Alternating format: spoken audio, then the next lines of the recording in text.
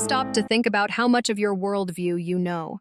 What you think is important, or even just what you chat about with friends? How much of that actually comes from the news, not your own life? It's something we all do, right? Check the news feed, listen on the commute. Exactly. And suddenly we've got our take on the world for the day. But here's a really interesting angle on that. A political scientist, Bernard Cohen, he said something quite profound. Oh yeah, He said the news media may not be successful in telling people what to think, but they are stunningly successful in telling their audiences what to think about. that really hits the nail on the head. It's the core of what we're diving into today. This really powerful theory called agenda setting. Right? So this deep dive, we're exploring how mass media influences not just what issues we all focus on, but maybe even how we end up thinking about them. Precisely. Our goal here is to give you a kind of shortcut to understanding this huge impact. We've got some surprising facts, some real-world examples lined up. And we're drawing on, well, hundreds of studies from all over, looking at historical findings right up to today, trying to get those diverse perspectives from the source material. So yeah, let's unpack it. Okay, so to really get agenda setting, you almost have to go back to Walter Lippmann. Way back 1922, he wrote about the world outside and the pictures in our heads. Lippmann. Yeah, He argued that for most things, our sort of mental maps of the world, they're built by the media. The news gives us this pseudo-environment. a pseudo-environment. I like that term. It's like a filtered reality, and that's what public opinion reacts to. It's basically our window onto everything beyond what we see and touch every day. That idea feels quite powerful, a bit unsettling even, that so much of how we see things isn't from direct experience. So how did this agenda, our setting idea, become, a formal theory? Well, it actually started pretty informally back in '67. Some researchers were just looking at the front page of the Los Angeles Times, noting which stories got the big headlines. Just noticing what was prominent? Yeah, exactly. And it sparked this question. Does putting a story front and center actually make people think that issue is more important? Simple observation, really.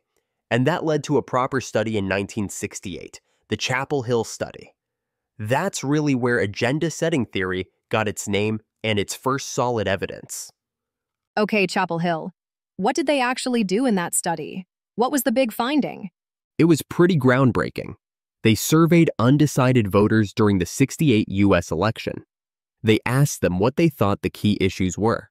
Okay, Then they compare the voters' list of important issues to what the news media was actually covering most heavily. and why undecided voters specifically? Good question. They figured undecideds would be the most open to influence from the media, which in itself was an early insight into who might be most affected by agenda setting. Makes sense. So what was the result? Did the list match? They found what they called a near-perfect correspondence. The issues voters ranked as most important, things like foreign policy, law and order, the economy, public welfare, civil rights. Back then, they almost perfectly mirrored the issues getting the most attention in the news. Wow, near perfect. That's quite something. So the media isn't just reporting the news, it's actively shaping what we even consider to be the news, the important stuff. That's exactly the implication, and it caught on. The New Yorker magazine even wrote about it quite starkly. They said the power of the press in America is a primordial one. It sets the agenda of public discussion. It determines what people will talk and think about. An authority that in other nations is reserved for tyrants, priests, parties, and mandarins. That's a heavy quote. Really underlines the scale of this influence we're talking about. It really does. So, okay, that's the first level, setting the agenda, telling us what to think about. But you mentioned it goes deeper, influencing how we think about those things. Exactly. That brings us to the second level, which researchers call attribute agenda setting. Attribute agenda setting. Okay, think of it like this: level 1. The media tells you electric cars are an important topic. Now, that's setting the issue agenda, right? Level 2 attribute agenda setting is when they constantly focus on, say, the range of electric cars, or the charging infrastructure. By highlighting those specific attributes, They make those the things you think about when you consider electric cars, like the main criteria for judging them. precisely. They're telling you how to think about the object by emphasizing certain characteristics or attributes, not just what object to think about. And is this where the idea of framing fits in? We hear that term a lot. Yes, exactly. Framing is a key part of attribute agenda setting. It's about how the media selects certain aspects of an issue, emphasizes them, and puts them in a particular context. Is it like defining the problem in a certain way? Right. How they frame it shades how you define the problem, what you think causes it, and even what solutions seem most logical or plausible. If news always frames homelessness as an individual failing, for example, it points towards different solutions than if it's framed as systemic housing issue. That makes sense. It provides the lens, the context. It really does.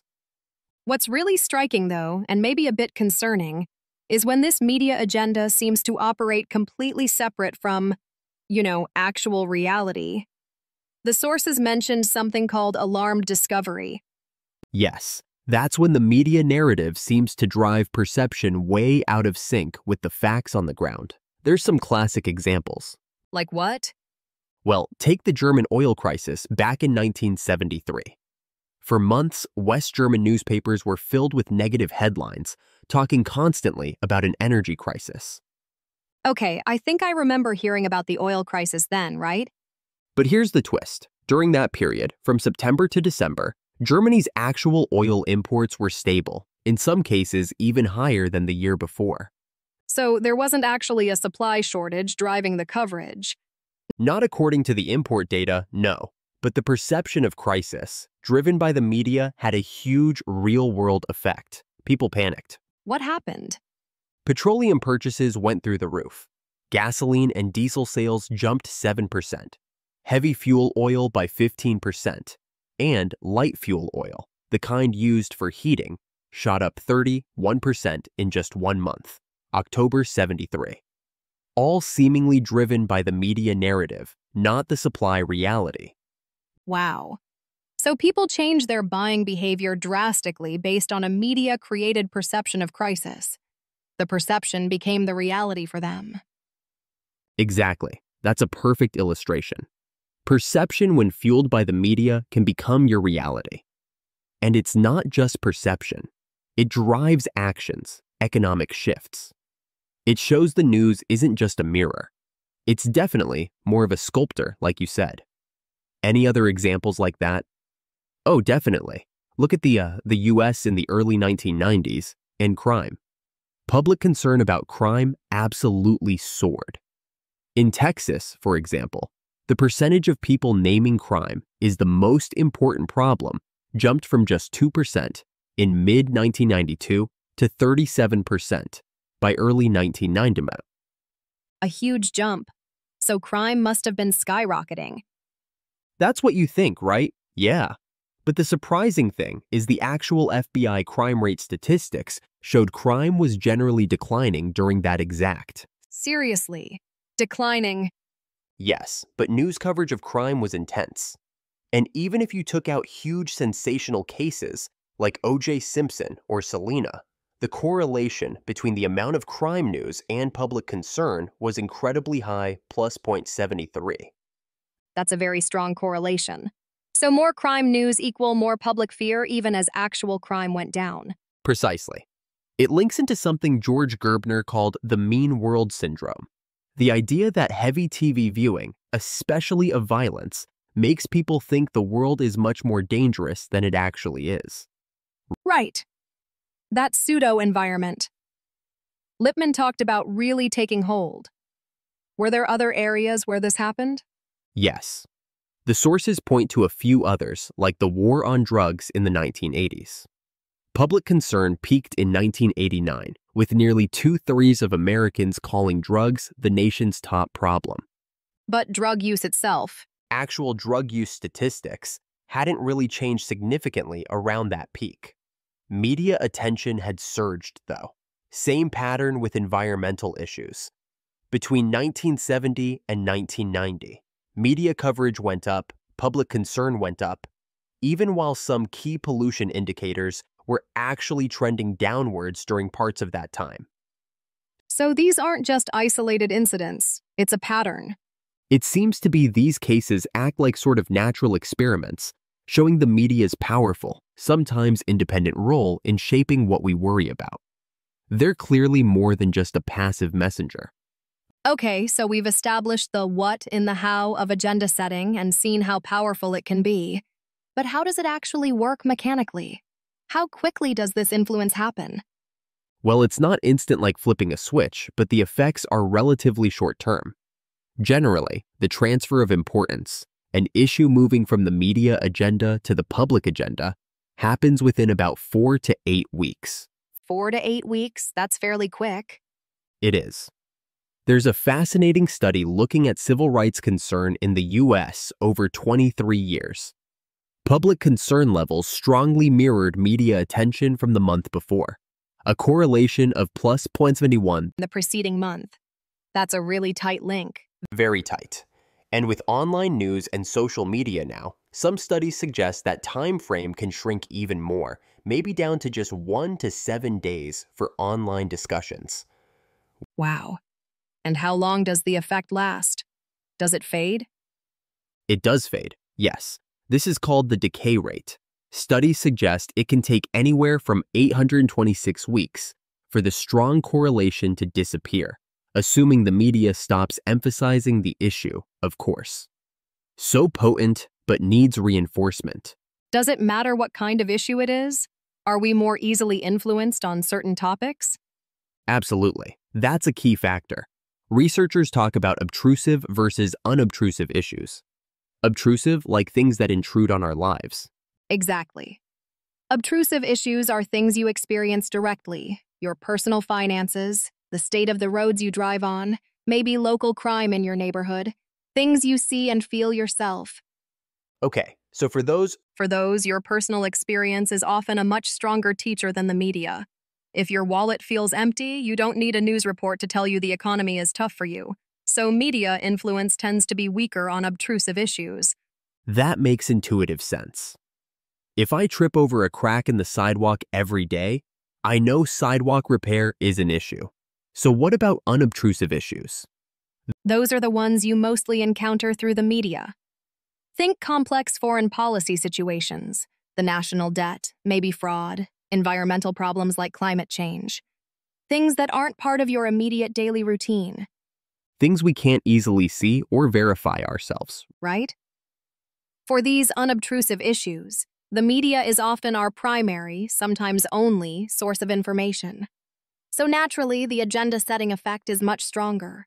Things like pollution, drug abuse nationally, national unity, these often show very high correlations between media coverage and public concern because we rely so heavily on the news to understand them. So it depends on the issue and our personal connection to it. What about us as individuals? Do some people just get influenced more easily than others? Definitely. There's a psychological concept called the need for orientation, or NFO.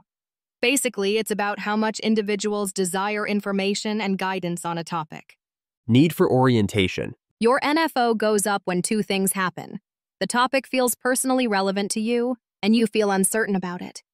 Okay, like those undecided voters in the Chapel Hill study, the election was relevant, and they were uncertain who to pick. Exactly. That's a classic high NFO situation.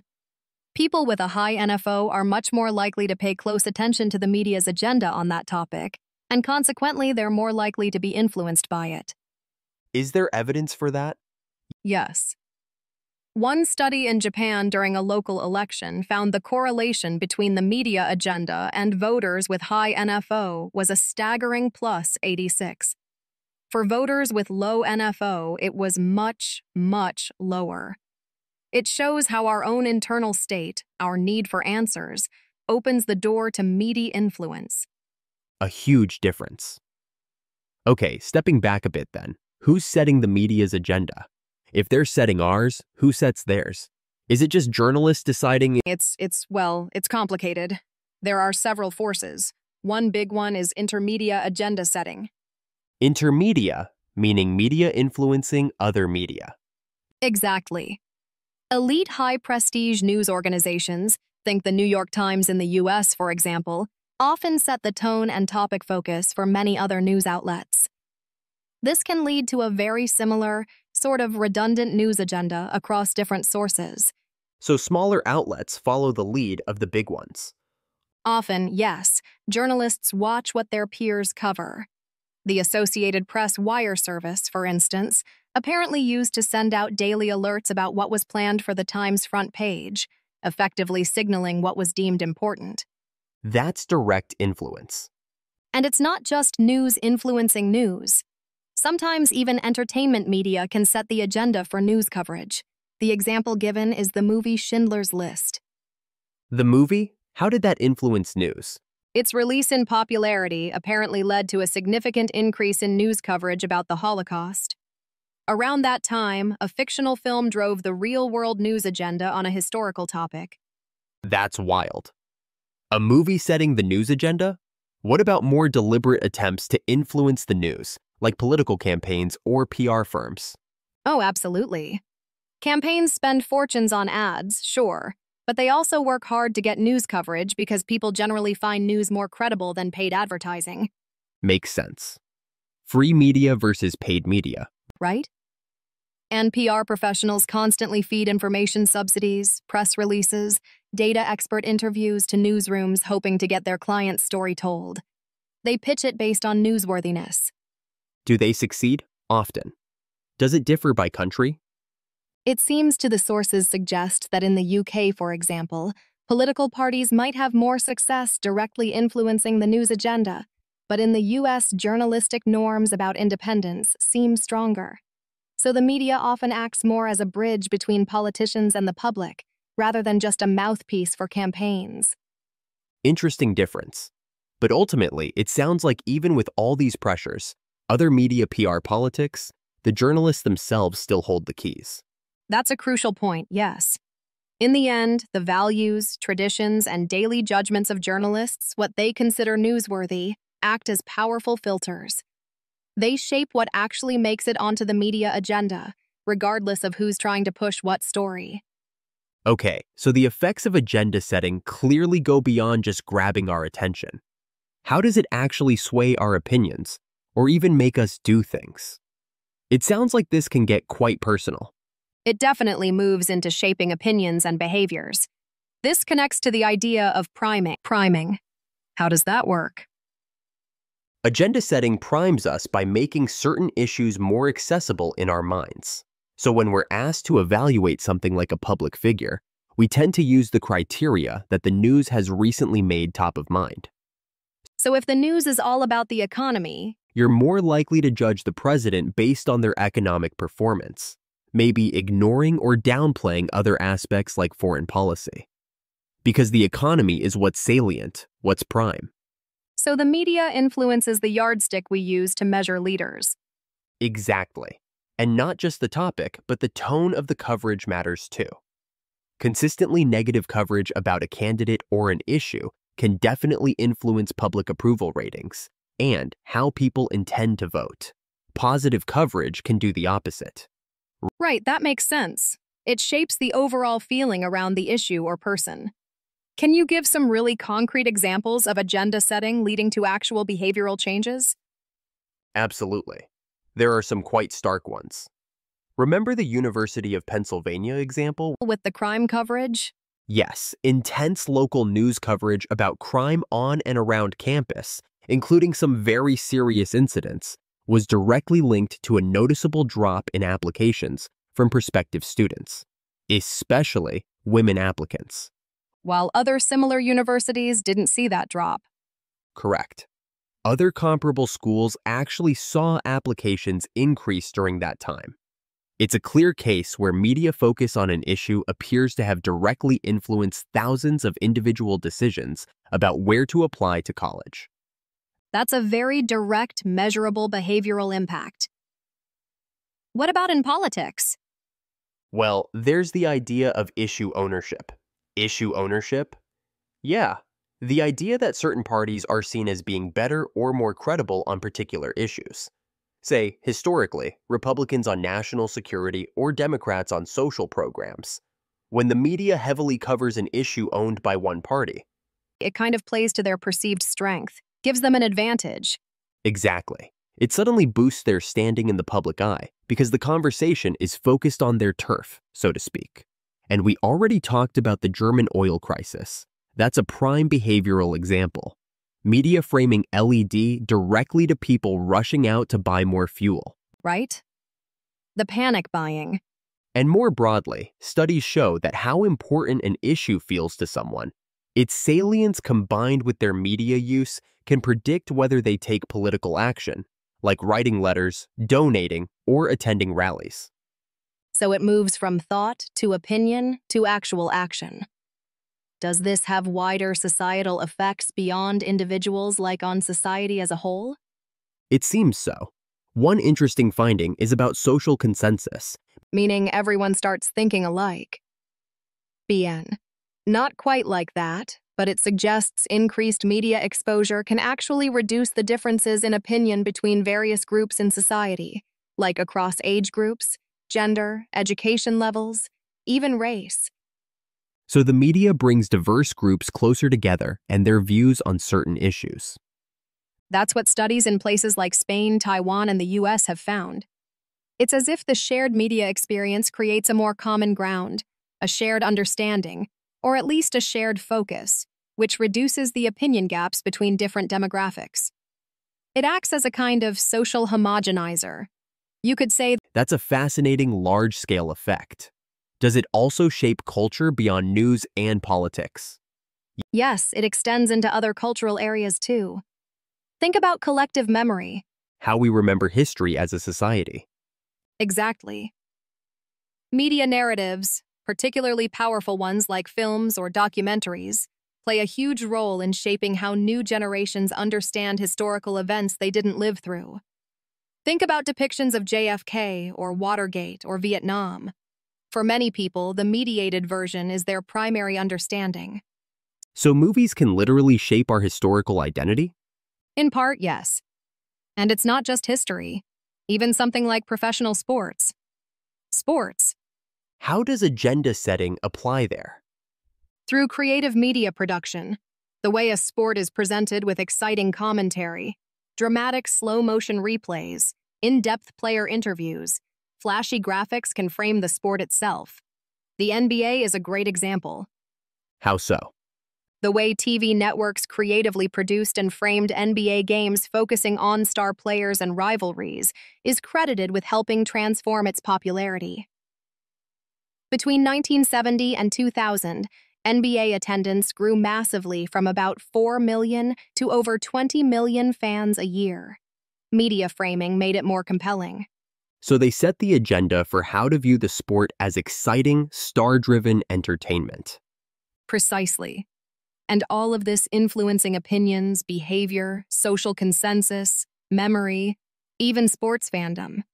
It really brings home the immense ethical responsibility that journalists and media producers have, doesn't it? Given this power to shape perception and action. It really does. Okay, so wrapping this up, we've covered a lot of ground from the basic idea that media tells us what to think about to how it influences how we think, the mechanics behind it, and these really far-reaching consequences on opinions, behavior, even collective memory and culture. It's clear the media builds that pseudo-environment. Let me describe. Break a picture in our heads that can sometimes differ quite a bit from objective reality. But it's the picture we often react to. They define the compelling arguments. So the final thought for you listening, given everything we've discussed, the media's power to set the agenda, to frame issues, to create this pseudo-environment that shapes our thoughts and actions. How consciously are you engaging with it all? Does knowing this change how you might consume news? Does it put a responsibility on us as individuals to be more critical, to question the pictures in our heads? Something to definitely think about. Next time you're scrolling your feed or watching the evening news, consider not just what they're telling you, but how they're telling it, and what that really means for your understanding of the world. An important point you emphasized. For this reason, the agenda-setting theory and McCombs' work are very important. Who should we recommend this book to? To all media viewers, but especially to communication students. What would you like to say to our viewers as we close the program? Keep reading books and following us. Until the next book, we wish you all the best.